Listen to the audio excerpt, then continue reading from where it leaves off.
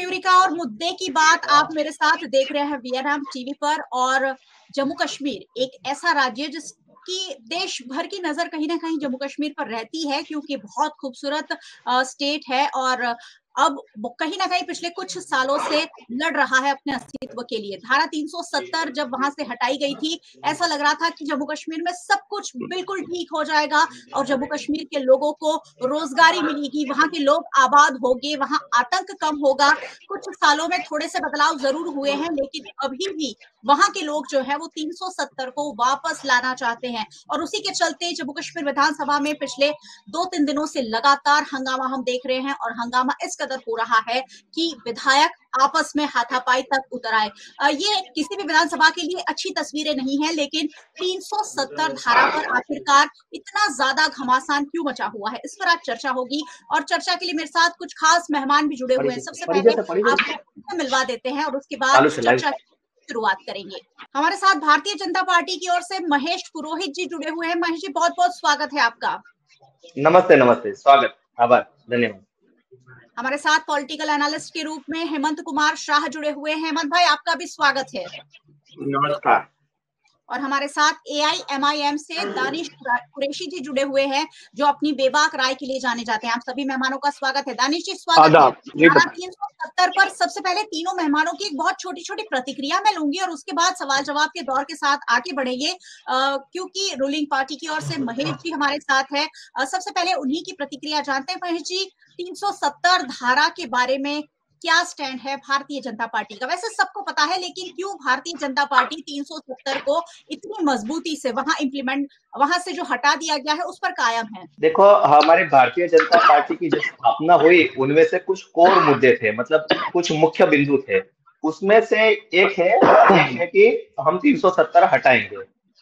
Bharatiya Janata party सत्ता में रही नहीं रही, जनता का समर्थन मिला न मिला, समर्थन घटा बढ़ा, कुछ भी हुआ, हमने एक बार भी हमारे मैनिफेस्टो में से 370 को साइड पे नहीं रखा। जैसे ही हमारे दोनों सदनों में हमारी बहुमति आई, तो हमने हमारे वादे के अनुसार 5 अगस्त 2019 को 370 को हटाया, क्योंकि हमारा ये विचार था कि एक देश में दो प्रकार के संविधान नहीं चलेंगे, मतलब नहीं चलेंगे। उस हेतु से जो हमने ऐसे भी नहीं है कि भाई देखो किसी को अंधेरे में रख के या फिर चुनाव में कुछ और वादे किए थे और फिर हमारा तय था कि जब भी हमारी बहुमत से सरकार बनेगी तब हम 317 हटाएंगे, और हमने हटाया। चलिए, 370 हटाया और उसी पर भारतीय जनता पार्टी कायम है। हमारे साथ पॉलिटिकल एनालिस्ट है, उनसे भी बात करेंगे, लेकिन AIMIM की ओर से दानिश कुरैशी जी जुड़े हुए हैं। दानिश जी, क्या राय है आपकी?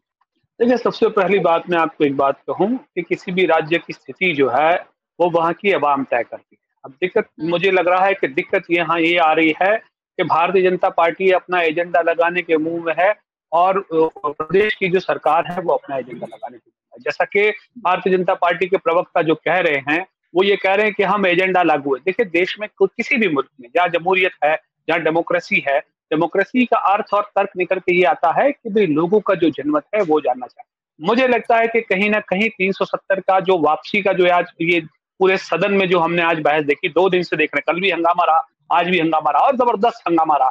इन चीजों से निकल के ये आ रहा है कि वहां के लोगों को या वहां के जो लोग पॉलिटिकल पार्टियां थी उनको शायद विश्वास में नहीं लिया गया।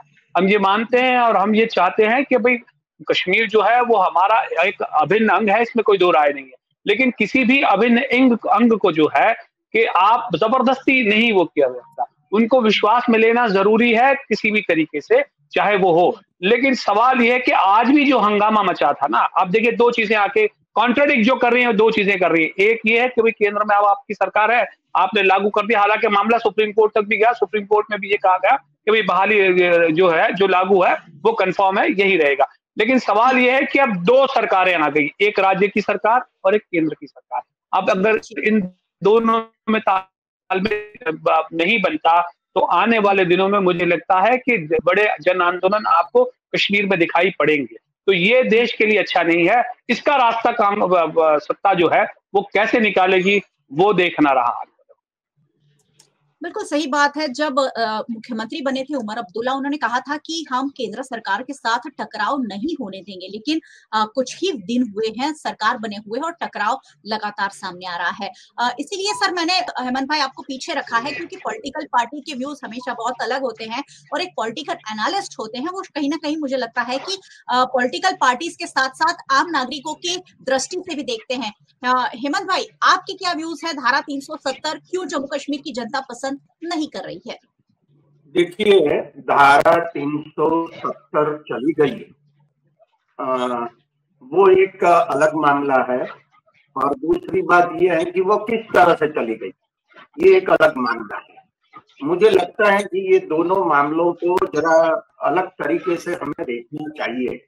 मैं ऐसा समझता हूँ कि जिस तरीके से धारा 370 निकाली गई, जिस जम्मू एंड कश्मीर में हो रहा था, उसको चलते काफी समस्याएं हैं, और लोग ऐसे मानते हैं कि 370 रहनी चाहिए। तो कौन से लोग मानते हैं ये तो हमें मालूम ही नहीं है।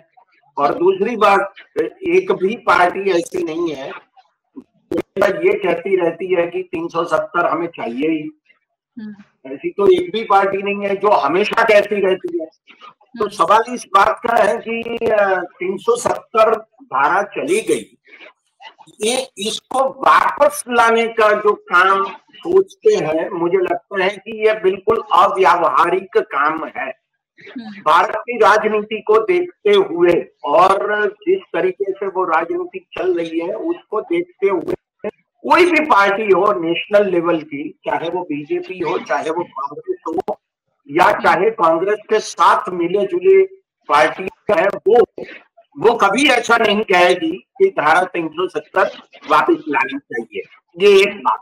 और दूसरी बात मैं ये कहना चाहूंगा कि जिस तरीके से धारा 370 को चलते हुए जम्मू एंड कश्मीर को स्पेशल स्टेटस दिया गया था, वो स्पेशल स्टेटस कहां तक रहेगा ये कभी नहीं सोचा गया। तो मुझे ये लगता है कि कभी न कभी तो ये धारा 370 ही चाहिए थी। और ऐसे जो भी राज्य है, नागालैंड जैसे, मिजोरम जैसे अन्य राज्यों को भी स्पेशल स्टेटस दिया गया है, वो कब तक चलेगा ये यावत चंद्र दिवाकर तो हो नहीं सकता, क्योंकि एक प्रकार से संपूर्ण इंटीग्रेशन भारत के साथ होना चाहिए, ऐसा जो मामला है उसको चलते हुए मुझे लगता है कि धारा 370 के मामले में अब कोई बवाल नहीं होनी चाहिए। आप मानते हैं बवाल नहीं होना चाहिए, लेकिन दानिश जी जरूर कुछ जोड़ना चाह रहे हैं। दानिश जी क्या कहना चाह रहे हैं? कुछ आपको आपत्ति थी उनके बयान से? मैं फिर से वही चीज दोहराऊंगा कि दरअसल धारा 370 जब लगाई गई, जिन परिस्थितियों में लगाई गई, किस तरह से लगाई गई, हमने देखा सुबह 8:30-9 बजे अमित शाह जी जो है फ्लोर पर लेकर आए, और उसके बाद धड़ाधड़ जो था पूरा मामला सबके सामने आया। इतने लंबे वक्त के बाद, ये धारा लागू करने के इतने लंबे वक्त के बाद, मैं समझता हूं कि सरकार पहले से इन चीजों से वाकिफ थी कि भाई वहां होगा क्या, धारा 370 हटेगी वैसे ही। तो अगर धारा 370 हटेगी, उसके बाद इन तरह की परिस्थिति थी, क्योंकि तमाम राजनीतिक दल के जो नेता थे, बड़े नेता थे, उनको नजरबंद कर दिया गया था। और अब तक हमने देखा कि धारा 370 के चलते वहां पर चुनाव तक नहीं किए जा रहे थे। जब अंतर्राष्ट्रीय स्तर पे ये सारा मामला आया तो फिर चुनाव कराने की व्यवस्था वहां की गई। चुनाव कराने की व्यवस्था के बाद तुरंत हम देख रहे हैं कि वहां की जो विधानसभा है उसमें ये परिस्थिति का निर्माण हुआ। मैं ये समझता हूं, या मैं ऐसा मानता हूं कि आपने जो परिस्थितियों का निर्माण किया है, आप अगर फोर्स इस्तेमाल करने जाएंगे, पहले भी आप फोर्स इस्तेमाल करने गए, होना ये चाहिए था कि ये जितने भी बड़े बड़े नेता थे तमाम राजनीतिक पार्टियों के, चाहे कांग्रेस हो, चाहे बीजेपी हो, एनसी हो, महबूबा मुफ्ती हो, या और भी कोई भी थे, अलगावादी है अगर वो भी अगर पॉजिटिव, अगर भारत के पक्ष की कोई बात करते हैं, ऐसे तमाम लोगों को विश्वास में लिया जाना चाहिए, क्योंकि लोकतंत्र का मतलब ही विश्वास है। लोकतंत्र का मतलब जबरदस्ती है ही नहीं, किसी सूरत में नहीं है। और अगर कोई भी ये समझता है कि जबरदस्ती, तो जबरदस्ती तो देखिए, मैं आपको एज एन एंकर नहीं चला सकता, आप मुझे एज अ पैनलिस्ट नहीं चला सकते, कुछ भी नहीं हो सकता। सवाल ये है कि आप बल का प्रयोग कितने वक्त तक करेंगे। मुझे लगता है कि लोगों को विश्वास में लेने की जरूरत है कि ये देश के लिए अच्छा है, कश्मीर के लिए भी अच्छा है। अब कश्मीर के लिए कैसे अच्छा है, वो अगर कन्विंस करने के लिए सरकार जहन बनवाती है, तो मुझे लगता है कि परिस्थितियों का निर्माण होगा। वरना आप देखेंगे कश्मीर में जो परिस्थिति आप विधानसभा में देख रहे हैं, मुझे ऐसा लगता है, जो दूरअंदेशी मैं देख रहा हूं, शायद मैं गलत भी हूं, लेकिन जो दूरअंदेशी मुझे नजर आ रही है, अब वहां एक अलग प्रकार की राजनीति शुरू हो जाएगी सत्ता में आने के लिए। ये 370 के लिए हर राजनीतिक पार्टियां, वहां की स्थानीय जो पार्टियां हैं, वो नए मोर्चे, नए आंदोलन और एक नया प्रकार का राजनीति जो है वो शुरू होगी, ऐसा मेरा मानना है। जी, आप कह रहे हैं कि विश्वास पे नहीं लिया गया, लेकिन जब 370 धारा हटाई गई तब इतना बड़ा कोई विरोध नहीं हुआ। वहां कोई पॉलिटिकल पार्टीज भी तब इतनी ज्यादा आगे नहीं आई, वहां की जनता कोई सड़कों पर कि हमें 370 नहीं चाहिए। ये अब कुछ सालों बाद शायद क्यों ये वापस मसला बन रहा है, नहीं। जी, आप कह रहे हैं कि उस वक्त बहुत बड़ा विरोध। मैं जवाब दूं? हाँ, दे सकते हैं। मैं जवाब दूं। देखिए, मैं आपको बताऊं, आपको याद हो तो मुसलसल महबूबा मुफ्ती को बंद कर रखा था। अगर इनकी बात की जाए, उमर अब्दुल्ला को तो इनको बंद कर रखा था। उनका तो उस वक्त मैंने वीडियो भी देखा था, उनके घर पर बाहर से ताला लगा रखा था। सुनिए, ताला लगा रखा था और फोर्स वहां पर बैठी थी। ये जो है, ये प्रदेश के बड़े नेता है। देखिए, आज वो मुख्यमंत्री के स्वरूप में आए हैं। अगर पीडीपी की बात की जाए तो वो भी अपना कहीं ना कहीं वजूद रखती है। कांग्रेस के बड़े नेताओं की बात की जाए तो वहां भी परिस्थितियां इस तरीके की थी कि उनको भी कहीं ना कहीं नजरबंद में या दबाव में रखा गया था। मैं यही कह रहा हूं कि इतने बड़े पद के जो प्रादेशिक स्तर के जो नेता हैं, उनको विश्वास में लेने का अगर इस तरह से वाद और विवाद खड़ा होता है, ये कहीं ना कहीं कॉन्ट्राडिक्ट करता है। हेमंत भाई के पास चलूंगी और महेश जी आपके पास आऊंगी और पूछूंगी कि 370 धारा लागू जब हुई उसके बाद से क्या बदलाव आया। आप अपना जवाब तैयार रखिए, तब तक मैं हेमंत भाई को सुन लेती हूँ। हेमंत भाई क्या कहना चाहते हैं, क्या जोड़ना चाहते हैं इसमें? देखिए, मैं ये जोड़ना चाहता हूँ, आपने कहा कि 370 हटाने के बाद वहां कोई विरोध नहीं हुआ। विरोध होता ही कैसे? पूरा जो देश था वो आर्मी के तहत डाला गया था। विधानसभा थी नहीं, चुना हुआ कोई प्रतिनिधि नहीं था, तो विरोध होने की तो कोई संभावना ही नहीं थी। देखिए आप, लेकिन सवाल इस बात का है कि 370 अब वापस लानी चाहिए कि नहीं लानी चाहिए। तो ये मेरा कहने का तात्पर्य है कि 370 गई है, वो गई है। अब किसी हिसाब से उसे वापस लाना संभव है ही नहीं। कोई भी पॉलिटिकल पार्टी भारत वो कभी इसे वापस लाने का सोचेगी नहीं। अगर सोचेगी तो वो हार जाएगी पूरे हिंदुस्तान में।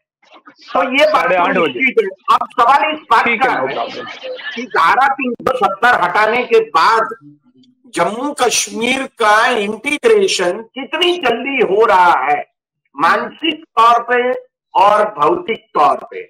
ये मेरे ख्याल में सबसे बड़ा महत्व का मामला है। एक और बात मैं जोड़ना चाहूंगा और वो ये है कि हम किस तरीके से जम्मू कश्मीर के लोगों के साथ पेश आते हैं।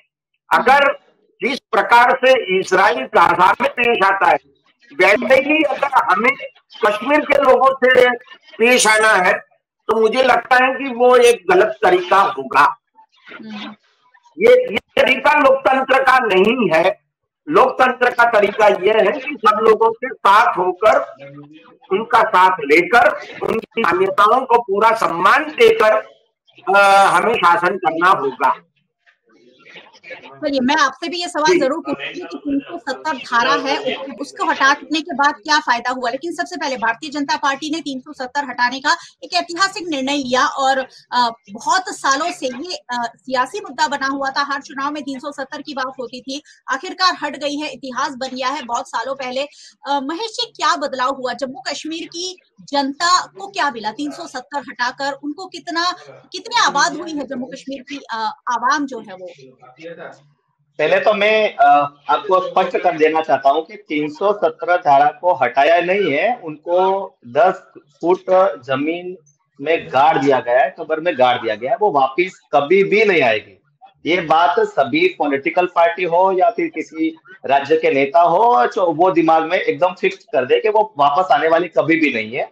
क्योंकि जब ये लागू हुई तब आम्बेडकर जी उसके पक्ष में नहीं थे, सरदार वल्लभ भाई पटेल उसके पक्ष में नहीं थे, कोई उसमें उस टाइम पे कोई पक्ष में था ही नहीं कि ऐसा कुछ होना चाहिए। और अगर लागू हुई तब भी ऐसे बोल के लागू हुई थी कि ये घिसते घिसते घिस जाएगी, इस हिसाब से कह के ये परमानेंट धारा थी नहीं, नंबर 1।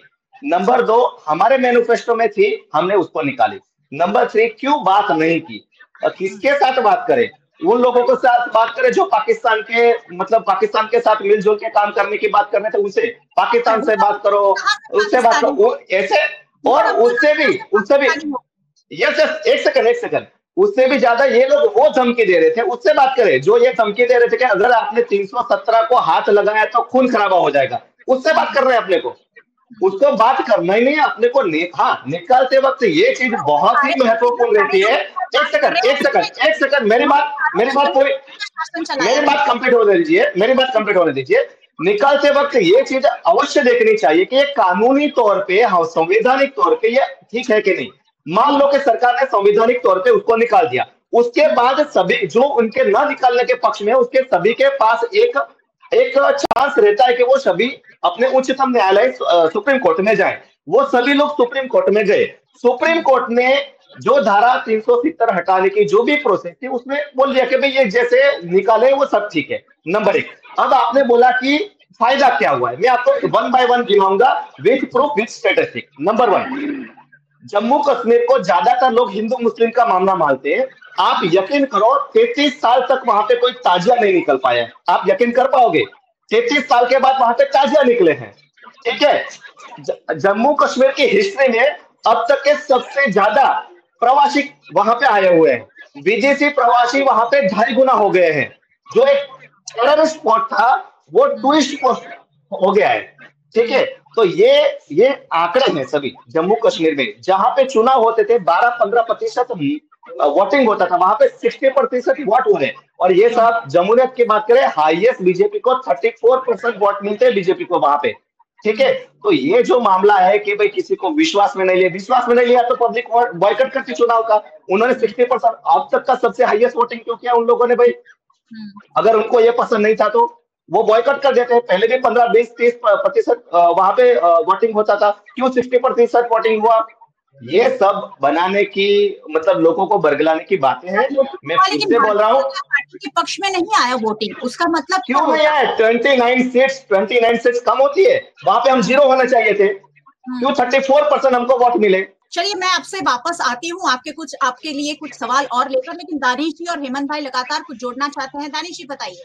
देखिए, सबसे पहली बात तो मैं कहूं कि भारतीय जनता पार्टी का जो स्टेटमेंट है, मुझे लगता है कि ये वहां के जो मुख्यमंत्री हैं उसको कॉन्ट्राडिक्ट करते हैं। और इसके पहले की जो सरकार थी महबूबा मुफ्ती पहले भी हमेशा से ही पाकिस्तान की मध्यस्थता का पक्षधरता करती रही है। तो आपने उससे पहले आपने उनके साथ अलायंस में सत्ता क्यों बनाई, इसका जवाब भारतीय जनता पार्टी दे, तब आप ये कहें। दूसरे नंबर की बात कि एक चुने हुए मुख्यमंत्री को आपका ये कहना, मुझे लगता है कि या तो सरकार केंद्र में आपकी है, सबसे पहले तो आप उसको बर्खास्त कर दीजिए कि भाई ये व्यक्ति नहीं चलेगा तो हम इसको हटा देंगे। जो अब फारूक अब्दुल्ला कह चुके हैं कि षड्यंत्र किया जा रहा है कश्मीर की विधानसभा के लिए। अब आके सवाल ये खड़ा है कि ये बात कह रहे हैं कि भाई हमें वहां पर 35% या 34%, कितना परसेंट बोला मैं भूल गया, हमें वहां उतना वोट मिला है। लेकिन सवाल ये है कि जनमत वाली जो सरकार है उसने रेजोल्यूशन पास किया है वहां पर, तो अब इसका जवाब क्या देंगे? जो आप कह रहे हैं कि कानूनी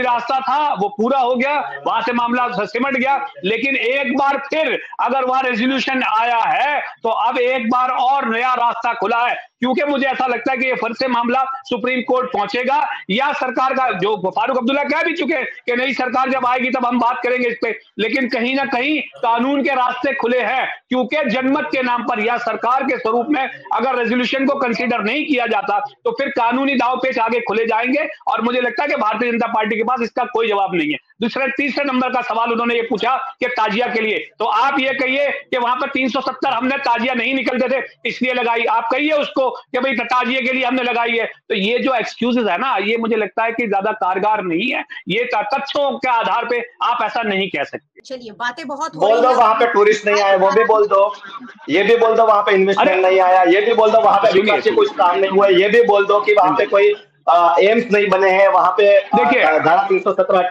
बोल दो ये सब कुछ हुआ ही नहीं। लाल चौक पे वहां पे तिरंगा नहीं फहरा रहे, लाल चौक पे वहां पे दीपावली नहीं हो रही, ये भी बोल दो। वहां पे पत्थरबाजी अभी भी बरकरार है, ये भी बोल दो। मैं सवाल पूछूंगी, लेकिन हेमंत भाई बताइए क्या कहना चाह रहे हैं। मैं 2-3 बातें जोड़ना चाहूंगा। सबसे पहली बात, जम्मू कश्मीर की विधानसभा अगर ये रिजोल्यूशन पास करती है कि हमें 370वीं धारा फिर चाहिए, तो भी इस देश की एक भी पार्टी संसद में फिर से ये लागू करने के लिए काम नहीं करेगी, ये बात निश्चित है। ये पहली बात, चाहे वो बीजेपी हो, चाहे वो कांग्रेस हो, चाहे वो यूपीए हो, चाहे वो एनडीए हो, कोई भी हो, ये काम नहीं हो सकेगा, ये पहली बात। दूसरी बात, देखिए जब भी चुनाव होता है विधानसभा का जम्मू एंड कश्मीर में, तो हम हमेशा ये कहते रहते हैं कि जो इसका आवेदन पत्र होता है जिसमें साइन करना होता है हर एक प्रत्याशी को, वो हमेशा ये कहता है कि मैं भारत के संविधान के प्रति अपनी निष्ठा अक्षुण्ण रखूंगा। इसका मतलब ये हुआ कि जिस प्रकार से भारतीय संविधान के प्रति एक प्रकार से प्रतिबद्धता व्यक्त की जाती है हर प्रत्याशी के जरिए, उसको मद्देनजर रखते हुए हमें ये कहना पड़ेगा कि जम्मू कश्मीर जो है जब भी चुनाव हुआ है तब, ये मैं सिर्फ इस चुनाव की बात नहीं कर रहा, लेकिन जब भी चुनाव हुआ है तब वे हमारे इस देश के संविधान को मान्य रखते हैं, स्वीकार करते हैं। तीसरी बात मैं तीसरी बात कहूंगा, और वो बात ये है कि देखिए आप जब भी चुनाव होता है तो कम से कम 50% से ज्यादा लोग संविधान के तहत हुए चुनाव में अपना वोट डालते हैं। इसका मतलब क्या? इसका मतलब ये कि जो संविधान के तहत होते हुए चुनाव में लोगों का विश्वास है और भारत के संविधान के प्रति भी विश्वास है, तो सवाल इस बात का है कि जम्मू कश्मीर के लोगों को भी ये समझना चाहिए मोटे तौर पे, जो कि वो आतंकवादियों को साथ ना दे, पाकिस्तान में जाने की बात ना सोचे, न खुद जाने की बात सोचे, न प्रदेश को ले जाने की बात सोचे। और तीसरी बात कि पाकिस्तान के साथ होते हुए ही हमें आजादी मिलेगी, ऐसे ही जो मान्यता है कुछ लोगों में जम्मू कश्मीर में, उस मान्यता को भी वो खारिज कर दें तो वो अच्छी बात होगी। और चौथी बात मैं अंतिम कहना चाहूंगा वो ये है कि जम्मू कश्मीर में मैं बहुत रहा हूं, कम से कम 5 दफा मैं गया हूं और 2 बार तो मैं 20 दिन से ज्यादा रहा हूं, उरुई में रहा हूं, डोडा में रहा हूं। सवाल इस बात का है कि इस प्रदेश का विकास कैसे हो, एक बात, और दूसरी बात इस विकास को चलते चलते इस हिंदुस्तान की प्रजा को किस प्रकार से जम्मू कश्मीर की प्रजा से मिलाया जाए। तो लोगों के बीच जितना ज्यादा विश्वास होगा उतना ही हमारा लोकतंत्र अच्छे तरीके से चलेगा, इसमें कोई दो राय नहीं है। लेकिन अगर आप ये कहें कि जम्मू कश्मीर के सभी लोग आतंकवादी है, टेररिस्ट है, वो हमेशा पाकिस्तान का साथ देते हैं, तो मुझे लगता है कि ये गलत मामला, ये बिल्कुल सरासर झूठ है। जो भी पार्टी के लोग और जो भी लोग ये कहते हैं कि ऐसा है, वो झूठ बोल रहे हैं और वे सच में सेपरेटिस्ट है। 370 हटने से जम्मू कश्मीर में फायदा हुआ है कि नहीं, अगर छोटी सी प्रतिक्रिया में चाहूं हेमंत भाई। देखिए, अगर 5 साल के पहले का भी अगर आप ब्यौरा देख लीजिए, भारत सरकार के आंकड़े देख लीजिए, जम्मू कश्मीर की सरकार के आंकड़े देख लीजिए और नीति आयोग के आंकड़े देख लीजिए, तो आपको पता चलेगा कि जम्मू कश्मीर का विकास इस देश के कई राज्यों से आगे था। ये कोई नई बात नहीं है कि जम्मू कश्मीर का विकास 370 धारा हट गई तभी हुआ। आप ह्यूमन डेवलपमेंट इंडेक्स देख लीजिए पूरे भारत के सभी राज्यों का, तो आपको पता चलेगा कि जम्मू कश्मीर का ह्यूमन डेवलपमेंट इंडेक्स गुजरात और कई राज्यों के ह्यूमन डेवलपमेंट इंडेक्स से करीब आगे है या इधर उधर थोड़ा ही है।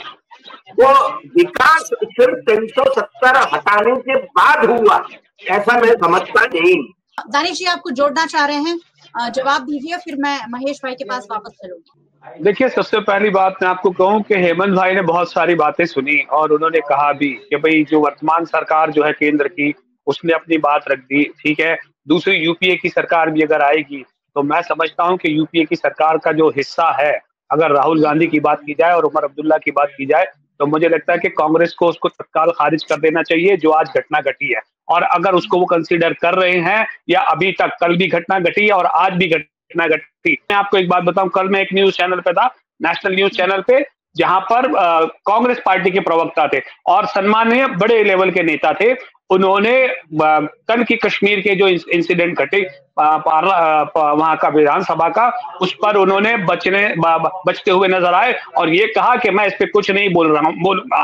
अगर आप चाहें तो मैं उसका वीडियो भी भेज सकता हूँ। मतलब कहीं ना कहीं आने वाले दिनों में क्या होगा ये तो नहीं पता, लेकिन आज की डेट में सर कांग्रेस पार्टी को अब बिल्कुल इस बारे में बोलने से मना कर दिया गया है कि अब, क्योंकि उनका जो स्टैंड है वो खुद ही क्लियर शायद नहीं हो पा रहा है कि कांग्रेस पार्टी का कोई भी प्रवक्ता इस मामले की डिबेट में नहीं। मैं यही कह रहा हूँ, मैं यही कह रहा हूं कि उसके ऊपर खुल के स्टैंड अब लेना चाहिए, क्योंकि अगर जिस तरीके की बात आ रही है तो कांग्रेस या बाकी के जो भी दल हैं, क्योंकि अल्टीमेटली इसका हिस्सा तो है ना इंडिया अलायंस का, उमर अब्दुल्ला की बात की जाए तो वो हिस्सा है। और अगर ये तमाम राजनीतिक पार्टियां इसके पक्ष में नहीं है तो उमर अब्दुल्ला का बाइकआउट होना चाहिए। कब करेंगे ये, हम इंतजार करेंगे उसका।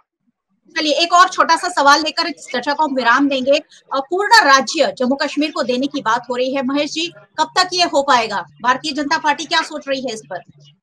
देखो, हमने जब 317 हटी तभी हमने प्रॉमिस किया था कि भाई जल्द ही चुनाव होंगे। जैसे ही परिस्थिति हमको लगी कि चुनाव के लायक परिस्थिति हो गई है तो हमने चुनाव करवाए। अभी बात है पूर्ण राज्य की, वो भी जैसे ही समय उनका उचित समय आएगा तब उसको पूर्ण राज्य का दर्जा भी दिया जाएगा, लेकिन उचित समय आने पर। हेमंत भाई, पूर्ण राज्य का दर्जा मिलना चाहिए जम्मू कश्मीर को, और कब मिलेगा, कैसे मिलेगा, रास्ता क्या होगा? देखिए, पहले तो जम्मू कश्मीर को यूनियन टेरिटरी बनाया गया वही गलत था, क्योंकि जम्मू कश्मीर एक पूर्ण राज्य था ही और इसके 2 यूनियन टेरिटरी बनाए गए। ये बहुत मैं समझता हूँ कि एक ऐसा कदम था जो हमारे फेडरलिज्म को बहुत बड़ा नुकसान पहुंचाता है। कल किसी भी राज्य को ऐसा 2 या 3 यूनियन टेरिटरी में बांट दे तो क्या करेंगे? तो मुझे तो लगता है कि जितनी जल्दी हो सके उतनी जल्दी जम्मू कश्मीर को पूर्ण राज्य का दर्जा मिलना चाहिए, तुरंत मिलना चाहिए। दानिश जी आपकी क्या प्रतिक्रिया है इस पर?